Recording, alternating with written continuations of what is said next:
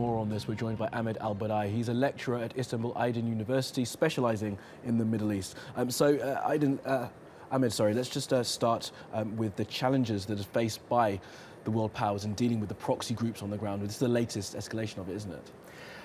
You know, the escalation and the crisis in Syria have been evolving since the start of 5 years. And the things are getting worse and worse since the escalation. But fortunately, after speaking about the Geneva talks and taking all the groups to Geneva in order to find a compromise out of this mess, things get better, and the people were very happy because of the cessation of hostilities and atrocities of all sides, and the people are optimistic on the ground that there might be a solution for the ongoing full-scale war for 5 years. Absolutely, but with those talks in Geneva, you've got the state actors. You don't have people like Al-Nusra Front and other rebel groups, and that's the difficulty, because they're the ones that just this morning have been fighting in and around Aleppo.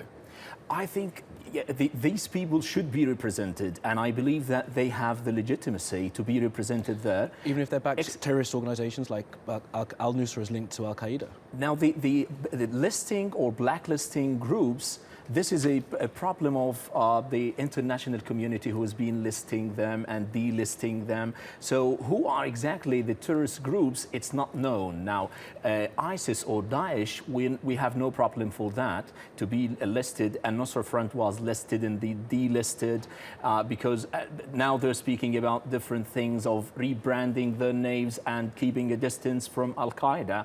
That may be a goodwill gesture from Nusra to take a step further in order to join these groups. So it's up to both sides, the international community, to show some flexibility dealing with these factions. On the other hand, the factions on the ground, they should detach themselves from terrorist groups. Absolutely. And just on those groups that are attached to terrorist organizations, you have the YPG involved this morning, obviously Al-Nusra we discussed, and Daesh. Now, certain of those groups are prescribed by Turkey, by the international community, as terrorist organizations.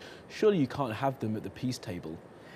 You know, the YPG is a special case for Turkey because Mr. Erdogan, the Turkish president, he refuses totally, they oppose any invitation to the YPG, which is the armed wing of the YPD, the Kurdish groups in Syria, because their agenda is completely different. It's not the fight against Assad regime.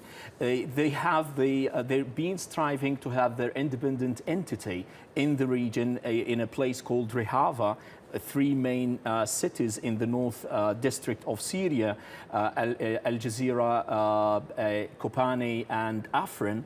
And that's why the threat, the imminent threat against Turkey causes they're right on the border, obviously. Yeah, that's in the border. That's one thing. The other thing, they have good relations with Assad at the same time. And their unilateral declaration of that autonomous entity increases the suspicions about their agendas.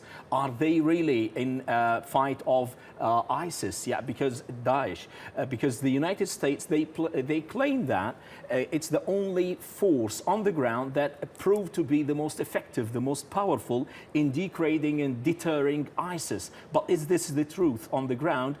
We have big questions about this, especially that ISIS is expanding in the region. They are gaining more swaths of land, and they're stretching. Absolutely. Well, unfortunately, we have to leave it there, Ahmet Al-Burai, but we could go on all day. But thank you so much for coming in. Thank you for having me.